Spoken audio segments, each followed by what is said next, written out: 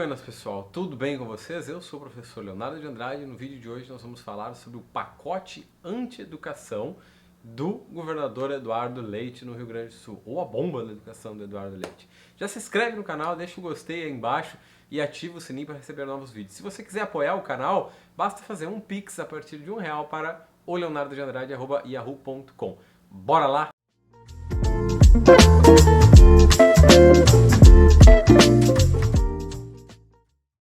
Bueno, gente, antes da gente começar a debater sobre esse pacote anti-educação, essa bomba de final de ano que é projeto do PSDB, por exemplo, a gente precisa contextualizar.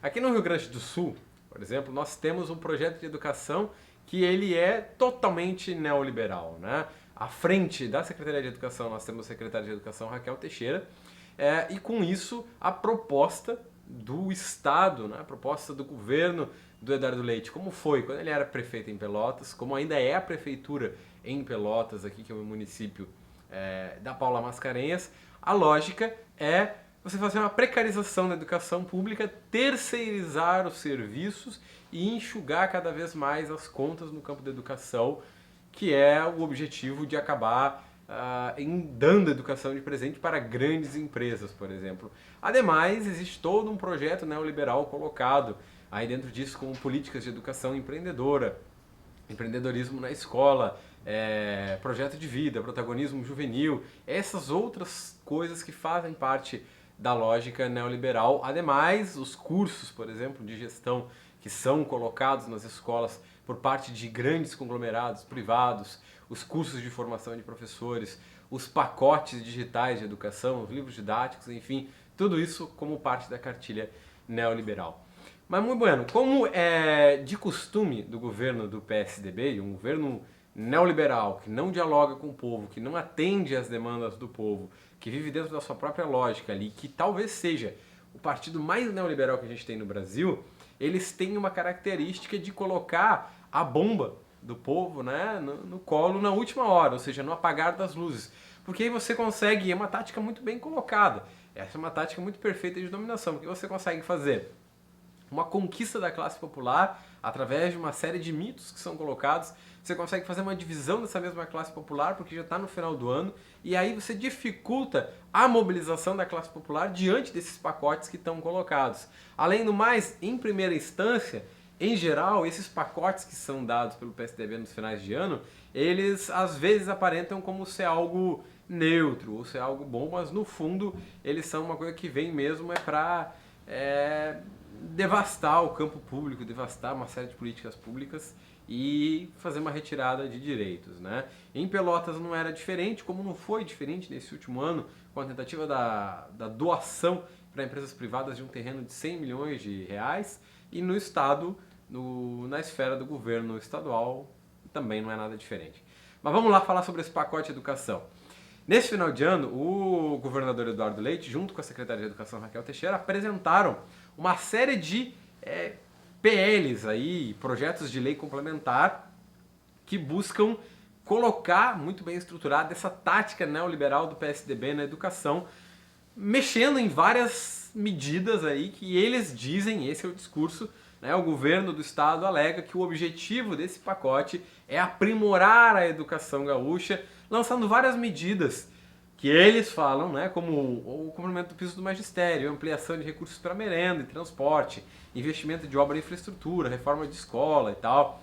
E a ideia, aqui que vem a pegadinha, né? A ideia, como o Eduardo Leite falou, naquele jeito que ele fala assim e tal, é focar na governança. Governança é um termo neoliberal, tá? Só para deixar isso bastante claro. Governança significa que o Estado, como Estado mínimo, foca no aspecto de governança por discurso. Tá bem? Esse é um conceito muito mais complexo, claro que eu não vou tratar aqui, mas ele é um conceito da ordem liberal e da ordem neoliberal. Então quando você vê um político falando sobre governança, você já sabe mais ou menos que é assim. E esse pacote da educação, ele tem aí 4 PLs, perdão, que a gente vai dar uma analisada rapidamente no tempo desse vídeo para entender melhor o que está sendo colocado aqui. Vamos lá? O primeiro PL é o PLC, Projeto de Lei Complementar 517. Esse projeto de lei complementar, o que ele faz? Né? Ele estabelece o marco da educação gaúcha, Que diabo é estabelecer um marco da educação gaúcha, hein, seu Eduardo? Bueno, quando a gente se aproxima do PL para ler, o que ele vai dizer? Primeiro ele começa dizendo que o marco da educação gaúcha ele tem que ter um currículo focado na alfabetização. Muito bem. Entretanto, esse currículo focado na alfabetização deve fazer uma promoção de empreendedorismo com currículo que promova ações voltadas a um desenvolvimento sustentável. Quem estuda educação ambiental, capitalismo, enfim, sabe que a gente não tem como falar de capitalismo e falar ao mesmo tempo de desenvolvimento sustentável, porque o capitalismo não é sustentável. O PLC 517, quando ele fala em estabelecer o marco da educação gaúcha, ele vai falar na alfabetização para desnortear as pessoas sobre essa questão da promoção do empreendedorismo. Ele não diz como esse marco vai ser alcançado, ele não traça estratégias, ele não traça metas, ele não traça nada. Mas o que ele objetiva no fundo? Analisando bem o conteúdo do PL. Primeiro, melhorar o IDEB, porque você foca na alfabetização. Então, a longo prazo, a tentativa é melhorar a nota do Índice de Desenvolvimento da Educação Básica. Ampliar a educação integral, né, que essa é uma meta nacional que os governos, em geral, vêm tentando fazer, mas sem estratégias para que isso seja feito, sem aumento de investimento. Fortalecer a educação profissional e técnica, que também é uma meta dos governos neoliberais, e ao mesmo tempo não esclarece nada como será feito. Eu falei sobre o IDEB em um outro vídeo, então toda a tentativa de aumentar e de melhorar o IDEB para tentar arrecadar mais recursos para o Estado e de alguma forma mexer nesses recursos para outras coisas. Eu vou falar sobre um outro PL que lida com os recursos daqui para frente, que faz parte desse pacote praga aí que o governador Eduardo Leite tocou a bomba na Assembleia. Bueno, próximo PL, PL 518. A ideia desse PL é a seguinte, é mudar a composição do Conselho Estadual de Educação. Aí você pensa, interessante, né? Faz muito tempo que o Conselho Estadual de Educação não tem uma composição modificada. Mas para que vai mudar a composição? Primeira coisa, ele altera para 20 membros. Beleza, você vai ter mais gente sendo inserida, aí, interessante, né? Aí fala lá nesses 20 membros que vai inserir mais pessoas de organizações da sociedade civil, não? Interessante. Onde é que está a pegadinha por trás disso aí? Ao alterar para 20 membros, a nova composição do Conselho Estadual de Educação permite a inserção de mais órgãos privados, porque se aumenta a quantidade de cadeiras para esses órgãos privados, e a pegadinha permite que o governador escolha 10 destes membros com sanção própria dele. Então, ele vai indicar, esses membros serão indicados e ele escolherá quais esses membros serão colocados, e esses membros no Conselho Estadual de Educação terão cadeiras natas, por exemplo, para votar em conferências nacionais de educação, como é o caso do CONAI, debater o PNE, enfim. Você aumenta a longo prazo a escolha direta de pessoas que vão estar subsumidas à lógica de governo que estão colocadas. Você aumenta o CC dentro do Conselho de Educação e faz aquilo que é objetivo de qualquer governo neoliberal e o objetivo deste partido que eu estou mencionando aqui, que é uma lógica de aparelhamento. Bueno, vamos para o próximo PL. Tá ruim até aqui, será que dá para piorar um pouquinho mais? PL 519. O PL 519 ele fala sobre várias coisas, né? Uma delas, a principal que ele está trabalhando ali, é a alteração de gestão nas escolas da rede pública, que busca mudar a composição do conselho, autonomia financeira e processo de seleção. Aí já é complicado, que você vê lá um PL mudando, fazendo a alteração de gestão na rede pública, ok. Nós temos uma grande brecha nas políticas educacionais relativo à escolha de diretores, né? A nossa Lei de Diretrizes e Bases da Educação, a LDB, ela é muito subjetiva quando ela fala em democracia nas escolas. Ela diz que a gente tem que aumentar cada vez mais a democracia nas escolas, mas ela não diz como fazer isso. Ela não promulga, por exemplo, uma escolha direta para gestores escolares, o que tem sido uma problemática em vários municípios, especialmente no Rio Grande do Sul, e em vários estados e unidades da federação que têm colocado escolhas indiretas, por exemplo, para a gestão. Então a primeira coisa que esse PL faz é dizer o seguinte, vamos manter uma eleição direta para diretor, que sempre foi assim no Rio Grande do Sul. E aí a pessoa bate o olho no PL e diz, nossa, que massa, beleza, né? Interessante. No entanto, ele acresce algo que tem sido praxe por causa do novo Fundeb, que é o curso de capacitação de 60 horas para gestores e uma prova de conhecimento específico que os candidatos a gestores têm que fazer. Ok, tranquilo até aí. Onde é que está a pegadinha do PL então, professor Leonardo? A descentralização do recurso. Por isso que o PL fala sobre autonomia financeira e mudança na composição, né? Uma das questões desse PL é descentralizar os recursos da educação, facilitando as parcerias público-privadas que o Eduardo Leite já tinha anunciado anteriormente, e aí tira a responsabilidade dele e da parceria. Por quê?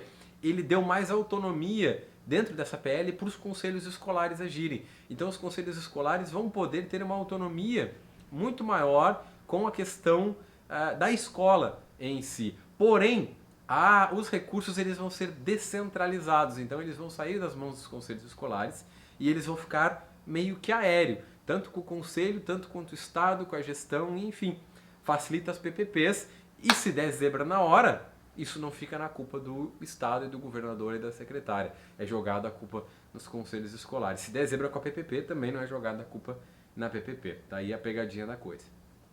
Bueno, vamos para o próximo PL, 520. O PL 520 ele institui a política estadual de educação profissional e técnica, criando uma superintendência para isso. Nada novo aqui, é muito parecido com o marco da educação, ele é inclusive um complemento para esse marco da educação aí, só que ele vai criar uma superintendência, ele vai criar um órgão específico para falar sobre educação profissional e técnica. Eu não tenho muito o que dizer sobre esse PL, além do seguinte, o Brasil tem uma trajetória muito ampla sobre tecnicismo, né? E nós temos uma pedagogia arcaica muito voltada para o utilitarismo da educação.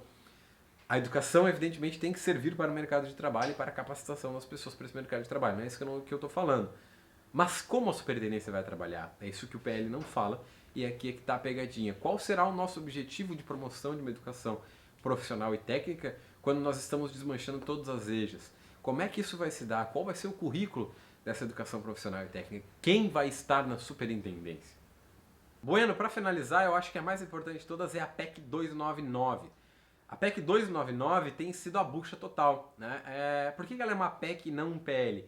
Uma PEC significa um projeto de emenda constitucional, ou seja, que vai pegar e vai fazer uma emenda na Constituição brasileira, permitindo e abrindo espaço para uma modificação estrutural na política, né? A PEC 299, ela fala sobre a municipalização das escolas estaduais. No Brasil a gente tem uma questão importante, né?